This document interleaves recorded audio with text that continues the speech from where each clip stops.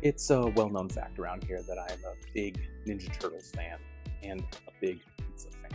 And so for this year, for my birthday, my friends surprised me with a Ninja Turtle themed pizza stone. This past weekend, I got to make some pizza with it and it came out wonderful. But there was one thing that I noticed inside that intrigued me. First, it has to be said that I've had to stop collecting trash because it's been getting to be a bit of a problem in the studio. But when I opened up this box and pulled out the pizza stone, and I looked at this piece of foam in here, I was like, wow, this looks just like a crater. And I immediately knew I needed to make a gaming board out of it. So that's what we're going to do now. We're going to take this piece of foam and make it something to play on.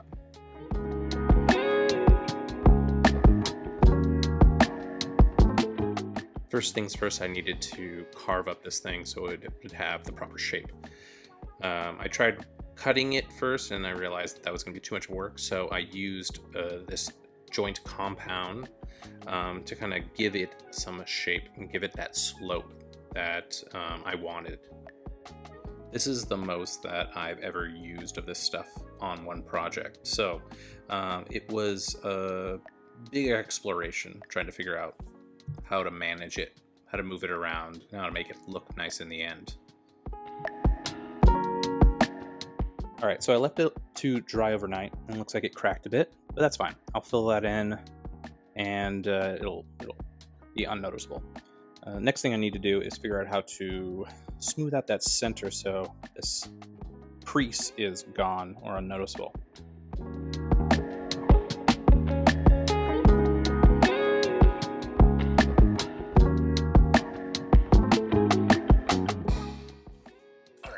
So I let it dry a little bit more, and what I did was I stuck it to this big piece of foam here so that I could have more space to work around it, because the edges were just a little too close. I couldn't get a nice slope. So, and it was also square, so I didn't want to keep it that way unless I wanted to use it for a board, Mordheim board, or something like that. So I plastered it all up around here. As you can see, there's kind of just a slope going down, but it's still a little square. But I think what I want to do is I want to add some cobblestone, some rubble around here to kind of disguise the squareness of it, and also to like just blend it into a Mordheim board cityscape. So yeah, I think the next step is to figure out the terrain around here. So first thing first, bricks. I plan on covering most of the surrounding area of the crater with bricks. I wanted to give it a look of destroyed road or destroyed city center. And so I took the purple foam, cut it up into strips, and then got my janky little wire cutter all ready and set up. Funny thing is, if you leave this plugged in, even if it's off, it will burn the batteries out. So I have to completely dismantle it every time I finish it using it. But it was cheap and it works for the most part. I use that cardboard piece to measure out my my slices, so you can see they'll all be this wide. And then I just go to town, slicing as many as I can.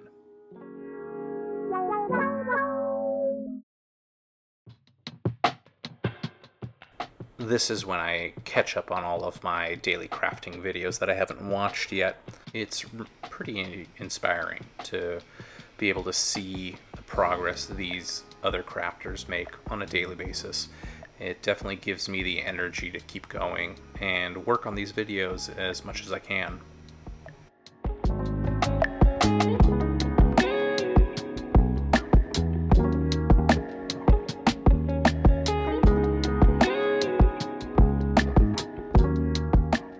Now I think I have enough bricks. It's time to shake them, give them that nice stony texture.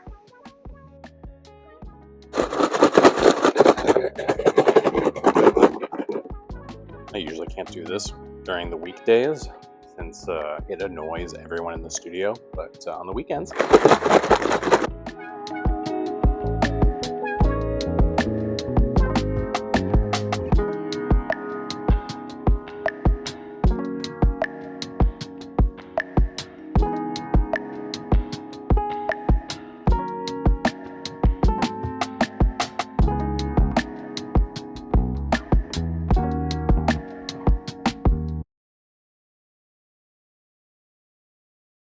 I think it's time to clean this table.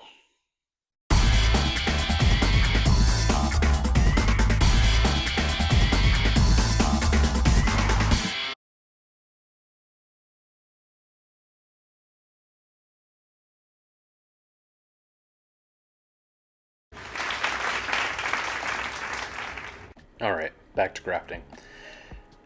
I know that I want to have at least one removable structure on the board, something that I can swap in and out if I really wanted to.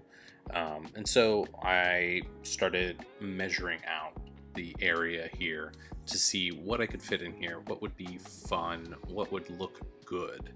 And that will be for another video, but for now, I'm just blocking out the area that will be where the building will slot into later. It's been a couple days since I've worked on this. I've added more bricks around the sides and dusted it a little bit with sand to give it a little bit more texture where the foam was exposed and where I wasn't really excited about the plaster that was that you could see. There's still a couple things I want to do, mainly fill in the cracks between the bricks. You can see that it's just flat and there's not a lot of terrain. I want it to look like the bricks have been either blown away and the earth underneath has been exposed, or that the earth has like washed over the bricks and covered up most, leaving only a little bit behind. So I've also left a space open over here for what I want to do, like a ruined building. In the other spots I might put like small terrain that goes on top. I haven't decided if it's going to be like a permanent thing or you choose when you get to play. I wanted to try out a couple different options for how to create that muddy texture around the bricks. The first one I did was just pouring straight gesso on there and giving it a little bit of a texture with my brush. As you can see right here, it's very gloppily placed. And for the second attempt was more of the joint compound, which was a lot harder to maneuver in between the bricks, as you can see here. I don't know which of the two I preferred more. I think both of them had their pros and cons. One may have been easier to apply while the other one dried faster, but in the end, I think both turned out pretty good. And if I find a better way to use it, I'll try that next time. To help give it a little bit more texture and keep things a little varied, I threw some sand on top of the gesso and the joint compound, hopefully to help it dry as well a little faster. I think I ended up using all of my sand by the end of this project, which means I'm going to have to go collect some more. So another trip to the beach before it gets too cold over here. While that was drying, I started to put down a mix of paint and Mod Podge to seal in the crater part, since I was done with that. Once everything was dry, I painted the rest of the board black.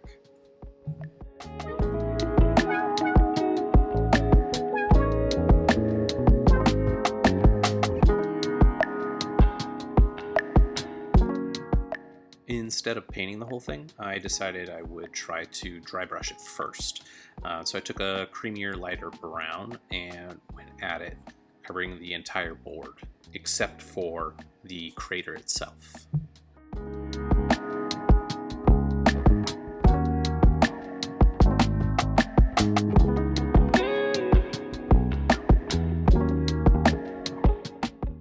After a few passes, I felt like I'd done enough with the dry brushing to cover the whole thing.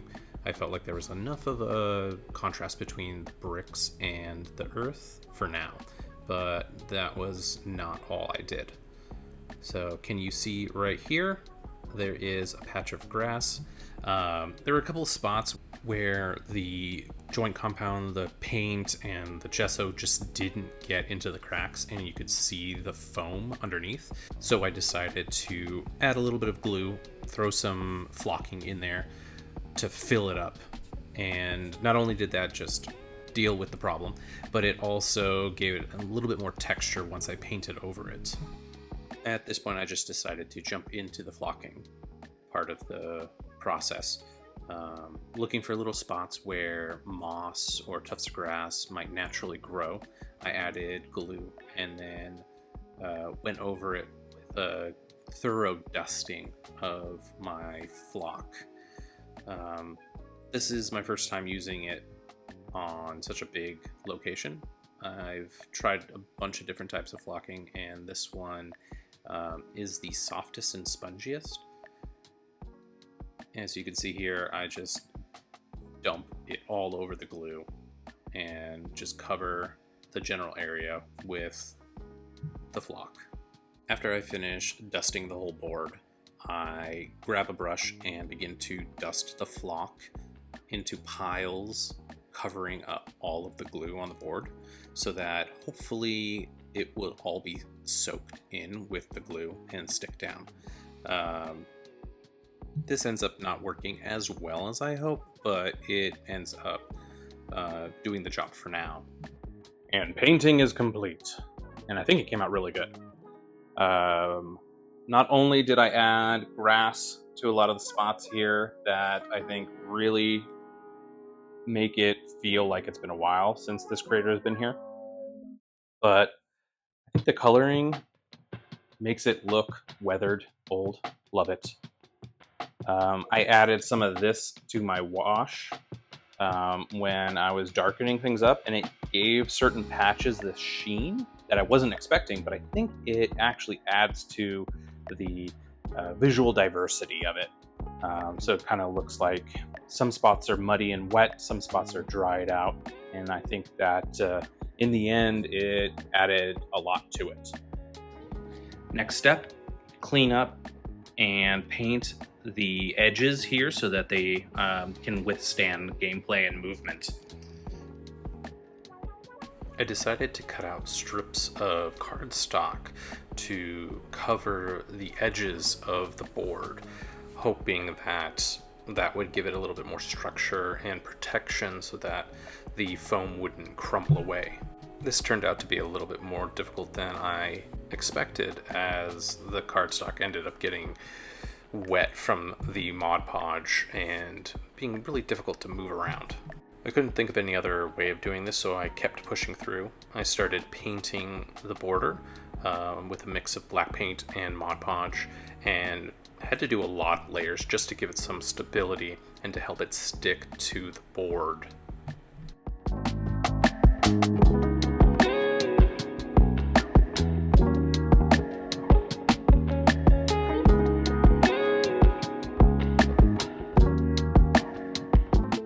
After 1 million layers of Mod Podge and paint, I think this border is complete.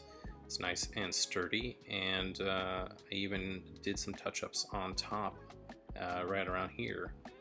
And yeah, I think it's looking pretty awesome.